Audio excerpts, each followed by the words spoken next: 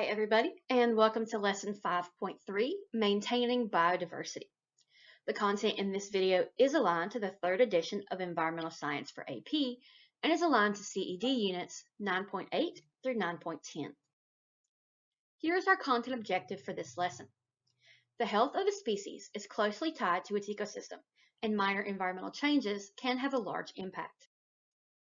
At the end of this lesson, you should be able to explain the environmental problems associated with invasive species and strategies to control them.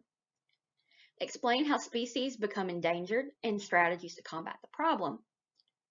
Explain how human activities affect biodiversity and strategies to combat the problem. And explain how reserves, preserves, and zoos can be used to maintain biodiversity. This leads us to our guiding question. How can we maintain biodiversity? Now that we've spent some time talking about biodiversity and its development, it's time to discuss the decline of biodiversity. There are 6 major contributors to biodiversity loss, easily remembered through the acronym HICOP: habitat loss, invasive species, climate change, overharvesting, pollution, and population growth. In our previous lessons, we have spent a good amount of time discussing how climate change, overharvesting, pollution, and population growth impact the environment. We will focus the rest of our discussion on habitat loss and invasive species. However, I would like to start our discussion with perhaps the most obvious example of declining biodiversity: extinction. There are 3 types of extinction: local, functional, and genetic. Local extinction occurs when an organism is no longer found in a particular area. Functional extinction is when there are so few organisms that they cannot perform their function in the ecosystem. Lastly, genetic extinction is when the genes of that particular species are no longer found in the world. Genetic extinction can also be discussed in terms of extinct in the wild, meaning that the genes of the species are no longer found anywhere outside of a reserve, preserve, or zoo. Most biologists say that we are in the midst of a 6th mass extinction, driven almost exclusively by human activity, often one or more of those HICOP causes. The International Union for the Conservation of Nature, IUCN, maintains an extensive list of species based on their conservation status, a categorization that ranges from extinct and presumed extinct to least concern.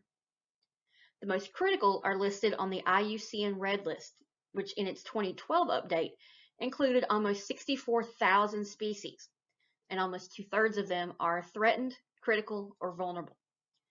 For example, India has 100 critically endangered species as of 2012, with likely a 2, 3, or potentially 4-fold increase since then.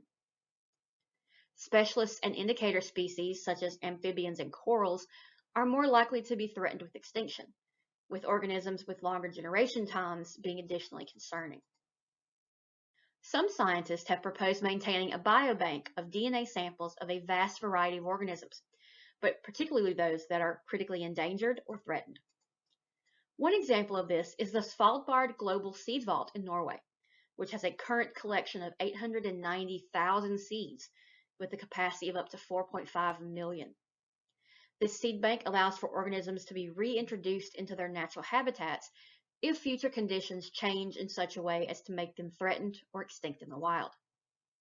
However, rapid changes in climate have put the seed vault in jeopardy, as the melting of the ice may lead to higher energy costs for maintaining the internal conditions of the vault, and even flooding and destruction of the seeds themselves.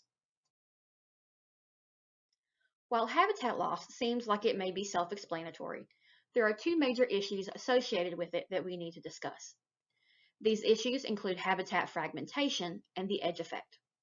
The 2 are closely connected together, but let's begin by discussing habitat fragmentation. This occurs when a larger ecosystem or habitat is divided into smaller pieces, either through natural or anthropogenic means. These habitats generally have 2 large categories of organisms: edge species and interior species, depending on where within the habitat they are located. Interior species tend to be larger or require relatively narrow niches. Edge species, on the other hand, are typically smaller generalists who reproduce quickly. When the habitat gets fragmented, the interior species lose their living spaces and resources. Edge species, however, are more likely to survive and thrive as they are already adapted to interacting with the edge of the ecosystem. Edge effect works in tandem with habitat fragmentation, but it can also happen even in areas where the habitat is still largely intact. In larger intact habitats, the proportion of the edge area to the interior area is relatively small. However, as the habitat is fragmented or removed, the overall area of the habitat gets smaller, but the proportion of edge to area begins to increase. This means that the smaller the habitat becomes, the more of the habitat is subject to edge effects. One of the major edge effects, as we've already seen, is that interior species decline rapidly while edge species increase. In addition to simple habitat loss, habitat fragmentation can lead to geographic isolation and forced speciation between two populations of the same species. When fragmentation is done for the purpose of building roads, cities, or housing, deadly clashes between humans and animals often ensue. Animals attempting to cross streets or busy highways to get from one habitat to another are often hit and killed. Organisms viewed as pests are killed or removed from backyards and neighborhoods, even when they pose no real threat. One of the major ways that this kind of interaction can be avoided, short of just stopping the practice of destroying habitats, is to provide things like wildlife corridors. These, such as the one seen in the picture on the right, allow animals to safely pass from one side of a highway to another without actually coming into contact with the road itself. Other methods can include education about wildlife and appropriate public services to safely and humanely remove wildlife from human living areas and return them to a safer natural habitat. Before we discuss invasive species, it's important that we understand what we mean by that term. We categorize organisms as being one of three things: native, non-native, or invasive. Native species are those that are found in the area naturally. They are endemic. They are supposed to be there. Non-native species are those that have been transplanted, either purposefully or accidentally, but do not contribute substantial harm to the ecosystem. Invasive species are a specific kind of non-native species that outcompete the native organisms. Invasive species take over niches and resources that are normally used by native species to the point that the native organisms can no longer survive. The pictures here show three plants that can be found in North Carolina.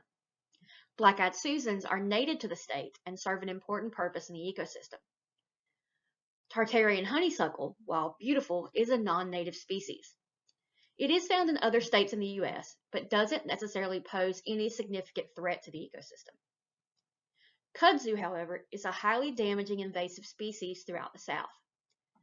Originally imported as an ornamental plant, kudzu quickly took over forest and field ecosystems to the point that many native plants have been completely decimated.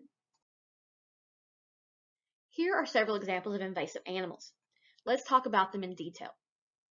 The Burmese python has become a massively problematic invasive species in the Everglades in Florida.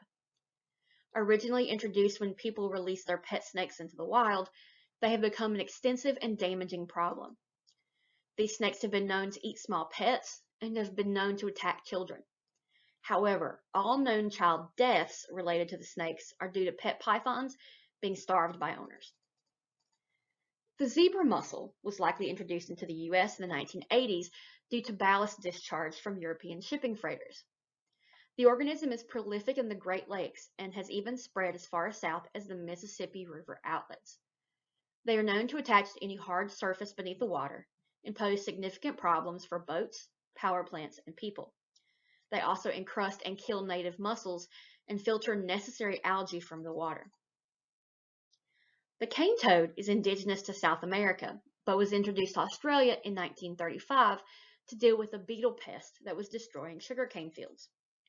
Prior to this time, Australia did not have an endemic toad species. 2,400 toads were introduced in the mid-30s, made minimal impact on the beetle population, and after averaging 30,000 eggs per year, now number in the millions.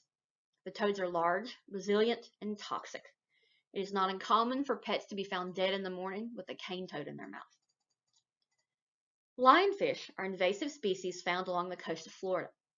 They are highly versatile predators that produce toxins from the spines on their bodies.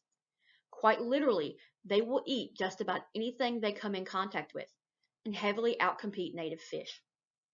While it is unclear how the lionfish made it to the Florida coast, we know that they are endemic to the warm tropical waters of Indonesia. To this point, we've discussed the ways in which humans negatively impact biodiversity. Let us not end on such a sour note.